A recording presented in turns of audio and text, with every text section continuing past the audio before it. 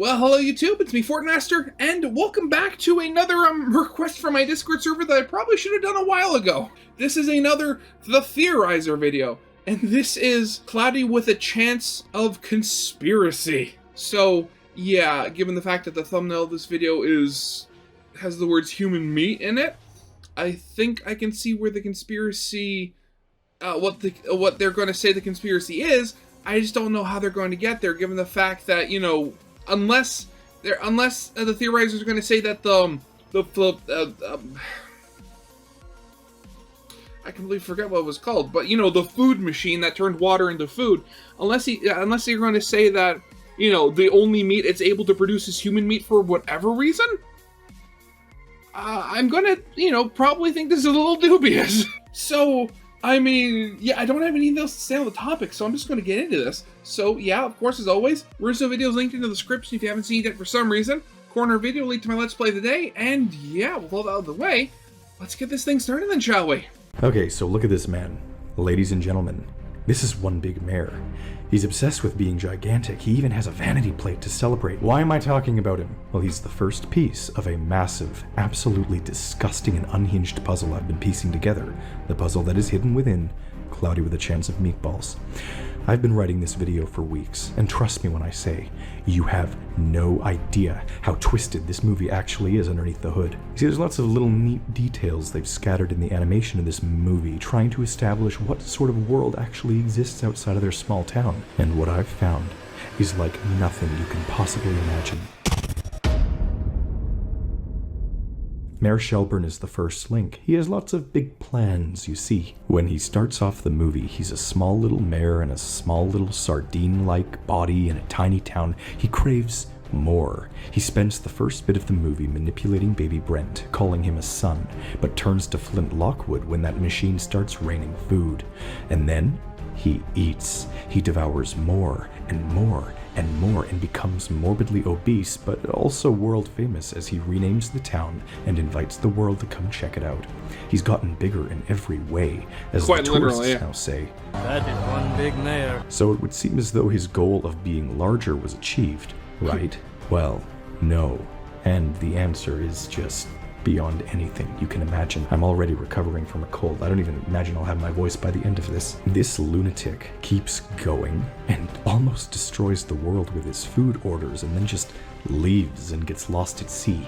And he still can't stop eating. What's wrong with him? He wasn't this dumb when the movie started. Desperate, but not like this.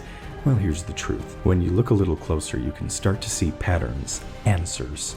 I set my sights on his cousin. Cousin, you ask? Who the heck is that? Well, when Mayor Shelburne is about to unveil that sardine land, we learn that Sam Sparks and Manny were sent by one of their news network's executives. This executive approaches them and says he needs them to go out to a random island as a debt to his cousin. His cousin, then, of course, is Mayor Shelburne, who looks fairly similar to him, and while unveiling his spectacle, talks about how he managed to sneak some press coverage. So, these two...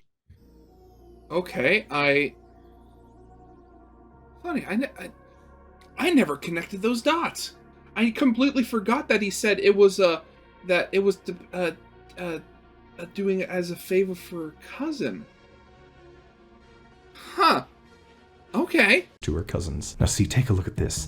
We have a taller, more successful cousin and a shorter, less successful Mayor Shelburne. They have the sort of relationship that incurs debt, and they surround themselves with the same sorts of desperate people. The mayor brags about spending the town's budget without consulting anyone. He's boastful and craves success. The cousin is kind of dismissive, but still successful and an executive, so this family is power hungry, and Mayor Shelburne wants to become big, to one-up the cousin who is more than he is. This whole family seems to have father issues as well, which the mayor uses to try and manipulate both Brent and Flint. All of this makes him a little bit more sympathetic, but it doesn't answer why he basically loses his mind after the food weather starts. Nobody gains this many 100 pounds in a single month.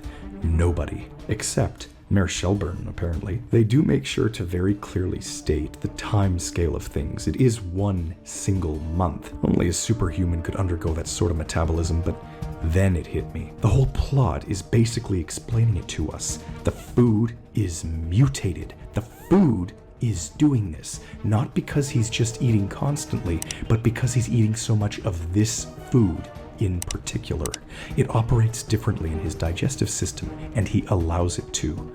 All of the townsfolk are insane when they eat this stuff. Just look at the kids. But he's the figurehead of the island. He runs the show. He has to. Though then again, I mean, that whole thing with the kids, that is kind of based off the whole, the myth of the sugar rush. To be big, and so he embraces the insanity that comes along with this. Remember, he breaks into the lab and constantly overloads the machine. He's like an insane mouthpiece for the machine itself, mutated in the worst way possible to the point of coughing up the sheer volume that he shoves inside and gulps more aggressively than anyone ever should. It's tragic, but he has the short end of the stick to begin with. He's been placed in charge of a small town in the middle of nowhere, selling failed sardines to failed people and...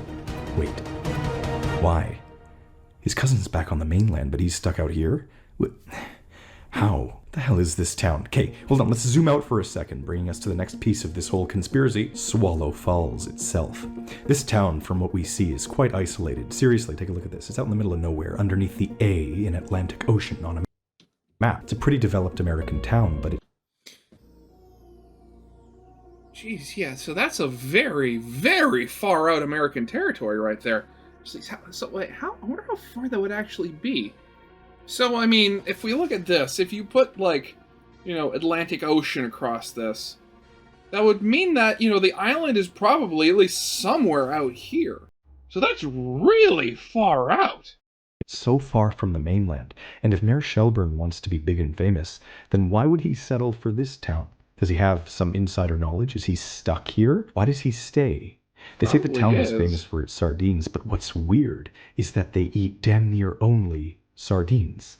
They don't even have other food. They just starve themselves and eat what little is around them. I mean, the mayor may have been eager for sardine success, but it failed. So what exactly is the missing puzzle piece? What, or rather who, is really running this place? Well, I mean, the fact is that, it's expensive to ship to ship out. I mean, I remember not that long ago I saw this video talking about the logistics that it takes, shipping stuff out to Hawaii and making sure that it's, on par with the rest of the American mainland. It's just, more expensive there because of, the extra shipping. So I'd imagine on, not even an island chain, just a singular island with a single, a town, not even a full-on city, a town there. That's not going to pull... That's not going to have enough traffic going towards it to balance out the costs that it would to ship out just food and stuff out there. So I mean, when sardines were their main export, they were able to cover the costs of more regular food. But now that the sardines are basically, now that their main export is basically dead, nobody wants it anymore. It's cheaper just to eat the only thing that they have on the island rather than to ship it in, because it's just so expensive. To discover the answer, I watched through the movie all over again and then watched through its sequel. If you've seen it, you'll recall that they leave the island for a while and come back to find that the food has turned into a whole Garden of Eden, and it's being industrialized by the guy they left to clean it up. So, dear viewers, the answer to who's running this should be obvious. Mayor Shelburne gets lost at sea, and in comes Chester V. This man is world famous. He's the villain of the sequel. He is Flint Lockwood's childhood idol, a Bill Nye sort of figure on TV, but he innovates and controls much of the outside world too, like a next-generation Steve Jobs. His most important focus is the special food bars that he makes and sells to the world. Right as the first film ends and the second one begins, Chester comes in and claims that the United Nations consulted him to clean up the food mess across the world. But that's not the whole story. You see, this man isn't the cleanup crew. If you've seen the movie, you know he's secretly evil, of course, and here to relocate the citizens to California while he collects Flint's machine for evil purposes. Stop. Yeah, well, that's the thing. He wanted to... Because the main thing about his food bars was that they were absolutely disgusting and nobody wanted to eat them. The sardines. But the food from the machine was absolutely delicious. So, hey, he wanted the machine to take it so he could use the food to put into his food bar so that they'd be tasty and people would buy them. Right there, few questions. How did this man show up with such perfect timing? Why would the UN allow him to come here and not somewhere with a ton of casualties? How does he even know the machine survived? How does he already know how it works and have a kill code and an evil plan? And most importantly, how, if he is at all under jurisdiction of the United Nations, does he have the authority and secrecy to industrialize the island with an evil laboratory? Yes. Well, I mean, you do have to remember, I mean, they literally made a joke about that in the movie. A BS USB? Hello? Your machine is what I wanted all along. This is the plot of the sequel. Yes, he's evil. And the answer to all my questions is yes. I'm fairly certain this man, who owns, feeds, and runs much of the world, has been influencing Swallow Falls this entire time. Oh, viewers, this puzzle is clicking rapidly. See, here we have an isolated island with a bizarre controlled sardine dilemma. According to Flint, the world just suddenly realized that sardines are super gross, but who influences the public perception of food? Why, the master of food bars himself, Chester V. It's the whole point. The food bars end up being the whole point of the sequel. Chester comes to the island to steal the machine, create food animals, and crush them into his bars because they taste better. So if Chester is running this whole thing, it makes sense. The mayor was being manipulated by Chester. Chester, who I'm sure promised big things for Mr. Shelburne. Chester, who runs science divisions, government operations, the food industry, and all manner of technological advancement. Chester, the only one with the means, power, and reasons to own Swallow Falls from the get-go. But why? Why control all of this? Why set all this up? To what end? How does this complete our puzzle? Well, we can figure out what his ultimate goal was if we analyze the result. He wanted his food bars to taste better. So how does that connect to the sardines of Swallow Falls? Well, I mean, Flint created the machine, which created the food that Chester needed, but how could he possibly influence that? Oh wait, Flint only had the desire to generate food from thin air because his town was stuck with the sardines that we established Chester V has control over. So what am I saying? I am saying that Chester V built a town on a dying industry just so he could change the narrative and crash them, forcing them to innovate. This is exactly what happened. Don't believe me? Okay, so we've gotten this far into the video. Where is the cannibalism going to come in? Because again, the thumbnail did say human meat. Well, the only other food we saw in Swallow Falls was the food bars we see Flint eating, which Chester promotes endlessly on his show. He's trying to spur innovation from children who are under pressure in one colossal, isolated island experiment. He owns it all, and Mayor Shelburne gets benefits, such as the ability to rapidly enter Flint's lab at will, Flint screaming, "How'd you get in here?" to no answer, as he types in codes that he has no business knowing. Chester is in control. Always was. And looking closer, Flint Lockwood obviously showed the greatest promise among all the Swallow Falls children, but how much evidence is there to suggest that he actually became Chester's main focus for all those years? Well, Flint's obviously the protagonist, but he's also the target of bullies like Baby Brent and Earl the policeman. They hone in and ostracize him. The mayor sends Earl and Brent after Flint fairly consistently. Brent even makes a point of entering the Lockwood's tackle shop out of nowhere just to taunt Flint of all people on the day Sardine Land's opening. Mayor Shelburne, being under the authority of Chester, would also explain how Chester knows which manipulation tactics to use against Earl and Brent, repeatedly calling them out as bullies, always using police tape against Earl, knowing of Earl's danger senses, and having such information as Flint's father issues, iterated down through the mayor's father issues right into Earl's manipulation against Flint to create the ice cream snow day. Don't believe me? Well, the mayor uses Flint's dad to manipulate him too. Shocker. Also, notice how the characters take no time at all in changing their opinions of Flint, even though they've presumably hated him for years. I mean, yeah, but at the same time, I mean, I'd hesitate to believe that you could hold on to hatred for somebody if, if they suddenly and seemingly and almost magically were able to solve your home's, food shortage, overnight, literally. So I can't help but feel that might, also have something to do with it as well. Unless they've only been ordered to hate him by Mayor Shelburne, and therefore Chester. You know, obviously none of these people have direct contact with Chester, just Mayor Shelburne, but the mayor does do as he's told. Earl was probably hired even. I'm betting him and his wife are ex-special ops agents or some shit. Same goes for the jack of all trades himself, immortal cameraman Manny, who was brought into the fray by Mayor Shelburne's cousin, who is, yes, also Chester's puppet. Manny records everything, even when it's not asked of him, and is also the first to spot the duality of Chester's company logo. The sequel ends with the three teaming up against Chester, now puppets without strings.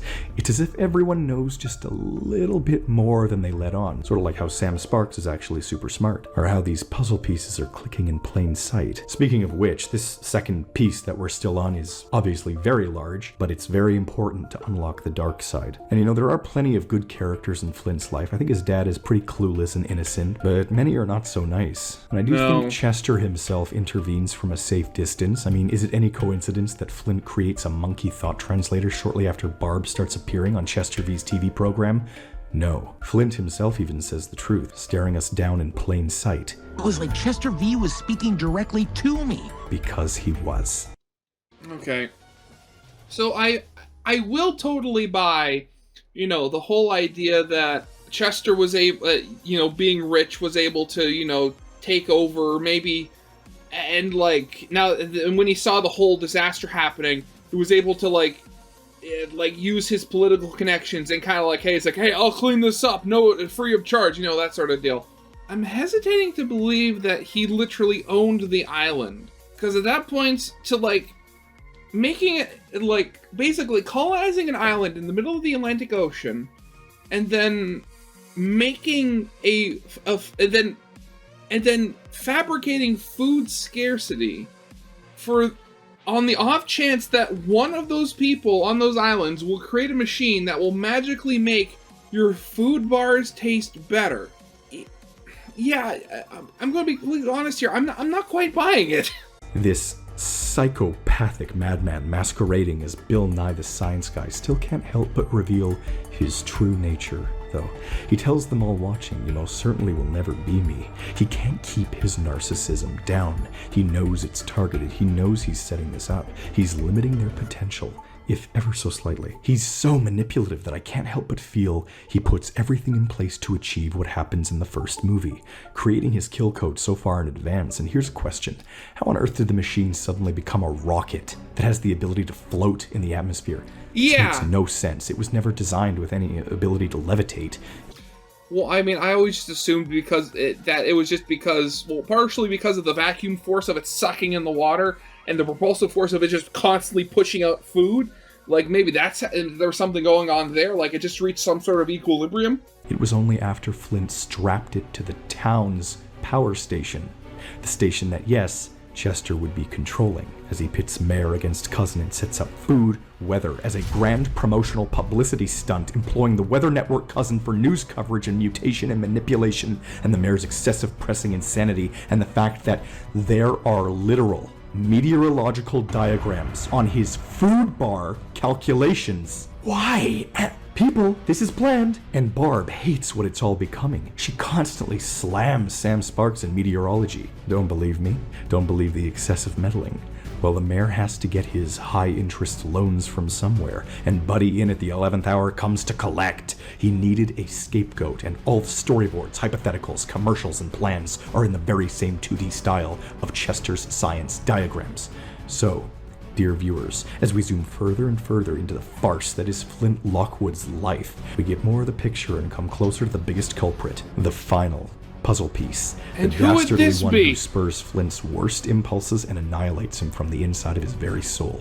Chester is the one pressing him from a safe distance, but the one who encourages him through trial and tribulation, through danger and disaster, is actually his late mother, Fran. She's just at the beginning of the movie, and she is the only one to press him.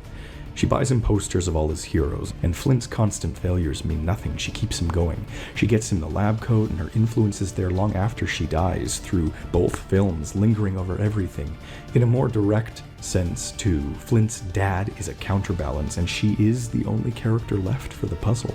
So if she's pushing Flint this hard, why?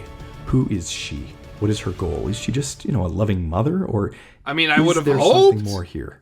It should be noted that Flint's dad owns what was at one time a fairly successful fishing shop in a fairly successful fishing town. Maybe she made a deal to get them more money? No, that's not it. She named her son a pun. Flint Lockwood, almost in the name of fame. She was dead set on his success and his genius. The connection is direct, explicit, intentional. If she's linked, in this case, it would have to be directly to Chester himself then. We get one scene of her, and there isn't much to analyze, only one depiction. And dear people, I'm on the right track because damn it all to hell, she's wearing a prototype of Chester V's logo. Shit. In the television show Chester V... Okay, I mean, I will totally say, I mean, the thing with Theorizer and to an extent like other theorists like Alex Bale and stuff like that, like their theories go from 0 to 100 really quickly. And I remember back in the day when I used to watch the Theorizer more regularly, that, you know, that's part of the reason I like them, is because they got so weird and out of whack. But this is getting, like, really, really odd and out there. Like, to the fact that, you know, given, you know, the technology at the time and what we see, we can assume that, you know, Flint grew up in the 80s. Like, he was a kid of the 80s and stuff like that. So I'd really hesitate to believe that nobody in the world outside of his mother wore anything ever that had a floral print. Like, I have a hard time believing that his mother was the only person that wore something with flowers. Produced. We don't even see one hint of his orange hexagonal flowers. It's his new thing. The future's here. The whole fixation with live core, the food bars, this logo that struck immense fear into the food animals everywhere. But he doesn't even have it until after she does. After she dies. How has nobody ever caught this? His aesthetic is absent from everything except her. Immediately after Flint watches the show, we catch a flashback of her bestowing the lab coat to him. Flint wasn't just randomly the center of the experiment. The reason he became the focus later on is because he was the only one directly influenced by a member of Chester V's team. She loved her son and wanted him to become the solution to humanity. She pressed, and it gave her delight in knowing her son would be the brilliant savior. And then she disappears right after. This is around the time that Chester's aesthetic changes. He catches wind of her deleterious meddling and kills her to take her ideas and boastfully plaster his organization with her progress, while begrudgingly accepting that Flint is the best chance for innovation. He turns her ideas evil and shits on her legacy. This is why he hates Flint and tries turning his friends on him long after he needs to. Oh, now I'm getting angry. I'm losing my voice. Chester's at the point where he could innovate food bars himself, but he's spiteful and he wants to annihilate the legacy of the business partner who flew too close to the sun. He brings Flint to his headquarters just to mock him and pretend like he's important by bestowing his dream position to someone just like him. It's no coincidence that the position went to a man named Flintley, who has an unruly mop of hair and is from an island. It's a means of torment.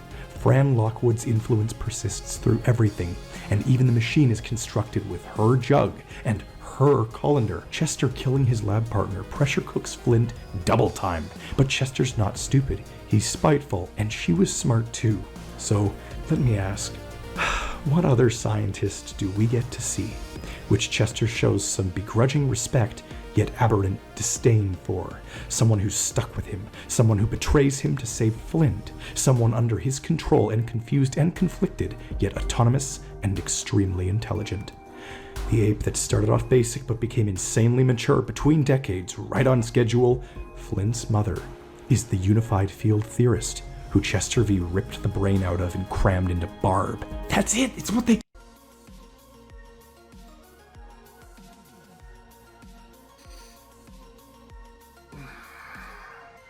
So, not only did Chester, you know, make this island, like, make the food scarcity to, you know, pressure cook a good scientist to help innovate his bad products and all that, he took his, you know, he took this lab partner, who we are assuming is Flint's mom, killed her, took her brain, and then put it into his monkey assistant, who we are now assuming is Flint's mother.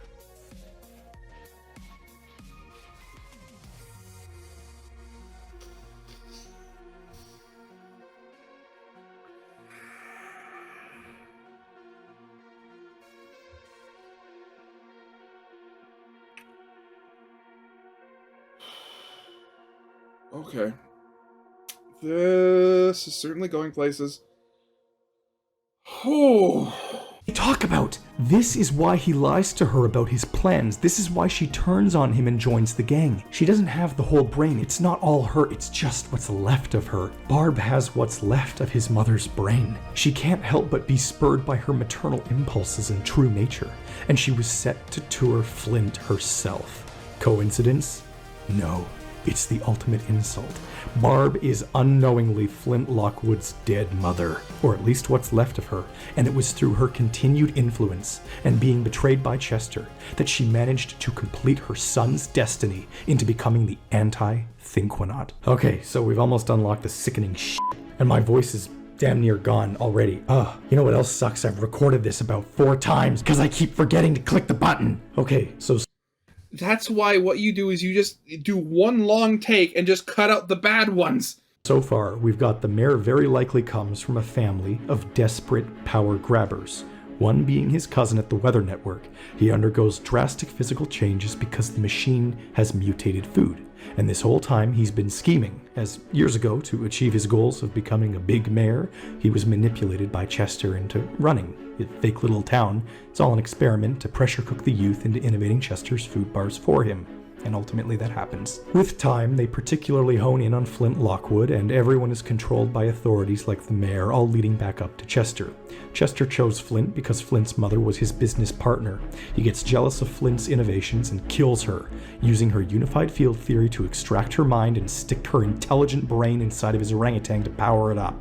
He then tries destroying Flint's legacy out of raw hatred in the sequel before he dies. And now, the crazy shit. Ladies and gentlemen, this puzzle is endless, much like a recursive primate turducken. And let's be clear, there is a fair possibility that Chester could actually be Flint's dad, if all this is the case. I mean, it does work genetically about as well as Tim Lockwood does, and interestingly, Sardine Boy himself, Eye of the Prize, father issues, fits the genetic description of Tim Lockwood's biological child as well, but that's definitely for another day. People, this is the part where the puzzle goes dark. We've only covered the light side, of course, the soft side. Get ready to rotate 90 degrees into a complex dimension beyond your imagination. What is happening? A plane of suffering, untold shock, and appalling consequences. The darker side of this moon is so batshit psychotic, it'll have you squealing on the floor like a skinned piglet. I was going to wait, but I cannot. Barb is an amnesiac animal who idolizes the man who powered her up. There's a bonus scene at the end of the second movie where Barb offers to get coffee with Steve and implies that they start dating. Hold up. Stop, wait. First, these two are totally different species, but that pales in comparison to the fact that she is also, human? I wish I didn't have to think about these things, but here we are. I think Chester has normalized crossbreeding to increase population statistics, and I think he's on the threshold of world domination. Holy fuck. Okay.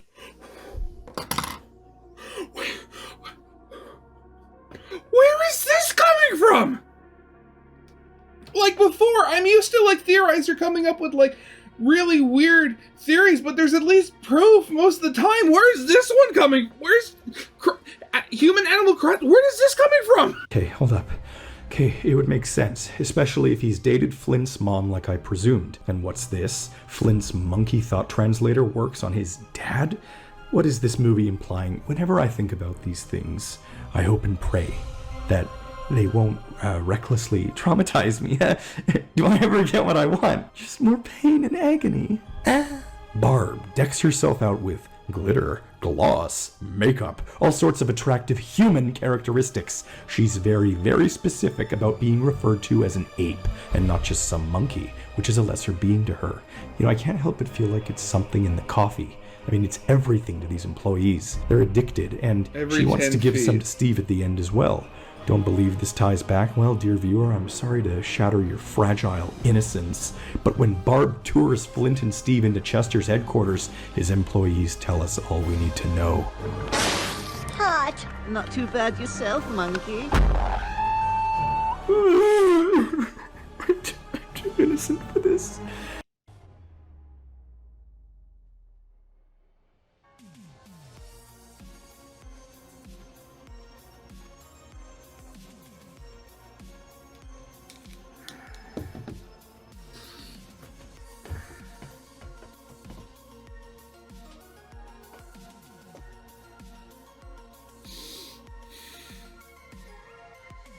Why would that be even necessary? Like, why would human crossbreeding with animals be necessary? Because from everything we saw, the world was very analogous to our own at the time. And from what I understand, there's a lot of human beings. I mean, there were a little less when the movie came out, but, you know, not that much less. Why would the crossbreeding be necessary? Why? Humans are too innocent for this. You're too innocent for this. Why does this exist? But the bigger question is, to what end? He's promoting this to make him, what, self-feel better? No, there's a goal, of course. Well, people seem to take any relationship they can get, which is, you know, I mean, obviously it's not with animals, but there is a sort of reflection of society in there. What I think Chester is evolving everything so as to maintain a state of overpopulation that is not only less intelligent, but more docile and controllable. Is there evidence that this world has more people in it? Yes, of course there is. It's absolutely f***ing everywhere. In this bizarre hybrid town, we can see that there are a ghastly, unspeakable, whopping 62 trillion terminals. This would iterate the world population out to a minimum of 560 quadrillion people. Look at that population density behind the docks. Chester owns everything. It's why he has the relocation means. His facility encompasses the entire underground of the city. The city is even known for being his HQ. They say it. Look at it all. People. It's real. They damn near have to build cities underground at this point, which brings me to the kicker. What do you do with the disposable masses? It's the whole plot of these films. Food. It's the food bars. He needs living livestock. I was hesitant, but it's true, ladies and gentlemen, it's true. Okay, so we're getting into the cannibalism now. There's no other purpose for the excessive crossbreeding, and as Chester lowers the gang into his blender, he has no qualms, but is in fact enthusiastic. Food bars? You're going to turn them into food bars? Yes. And what's his fate? Chomp. Cloudy with a Chance of Meatballs is a prequel to Soylent Green, and this man is a stone-cold sadistic psychopath. I have every reason to believe that he could have even been killed and replaced by his clones at this point, but no one would even know. I mean, they're all rubbery, apathetic, robotic, ghostly fake, and his hair has changed, and all the other holograms are smart enough to play chess, brainstorm, and apparently they think they can carry him. Dear viewers... Yeah, even though they're literal holograms, so I guess... This is sickening me to the raw fucking nerve. Additionally, it should be noted that there does exist a spin-off show which is supposed to be a prequel. If you've seen even one episode of it, you know full well that the whole thing breaks the fucking universe's continuity. Sam Sparks shows up in Swallow Falls as a teenager, the mayor's a werewolf, Manny even lives there, it's whack. They vaguely try filling in holes regarding Flint later meeting Sam for the first time, but none of it adds up. He haphazardly says he'll erase their memory so they can meet him all over again, but it's a cop-out and nothing really makes sense. More importantly, that in particular solves none of the other colossal gaping plot holes contained within the entire premise of the show. The retconning here borders on reprehensible. For those who've sat through it, to my knowledge, there are equally as many pieces of evidence that prove my theories today as well as disprove them in the show, but that equalization doesn't even matter because, again, it's openly non-canon, and it's created by a bunch of completely different people who have no connection to the films, but of course, okay, if you've seen it, and it serves good to do so. If you aren't subscribed, do it now, please. It's very important to me that I hit 1 million after all this trauma! If you've already done that, all I can ask is that you please join my Patreon if you want access to my Discord or early viewing of my upcoming theories, Total Drama, Matilda, any more niche topic you may request there. I'll do those, and I'll give you shout-outs. Now, if you'll excuse me, I need therapy, because the robot holograms are going to eat us all, and I am disgusted. They are just like the machine that gained sentience and created an Eden with its very own strawberry-flavored Jesus Christ. I mean, Chester's using that machine to mutate the population with his food. We're all going to turn out like Mayor Shelburne. I don't even know what to say. Flint's mom knew he'd usher in the next generation of life, but it was sickening. And this woman is a true mastermind.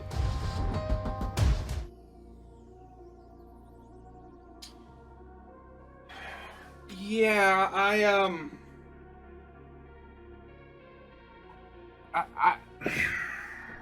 I really don't have anything for that, like, at all. I was talking about how Theorizer theories kind of went from, 0 to 100 real quick. This was not going to 0 to 100. This was going to, like, 0 to 1,000,000. Honestly, I honestly, the whole thing, and I'm being serious here, it has left me speechless, and I honestly can't think of anything to say other than the fact that it is absolutely nuts. Like, the idea that, this, again, this tech billionaire makes a town on a remote island that's destined and designed to fail, so that hope to act as like a crucible or something, so that one of the kids or future generations may become a scientist and help innovate to make his food bars taste better, because the food bars are actually made of people. Yeah, I don't have, like, anything to end this off on. I'm sorry. But, yeah, that's definitely going to be it for now. Yeah, I hope you guys liked. If you did, leave a like, subscribe if you have not. And I'll, of course, as always, original videos linked in the description if you haven't seen it for some reason. Corner video will lead to my Let's Play of the day. And yeah, that'll be it for now. Hope you guys liked, and I'll see you guys later. Goodbye.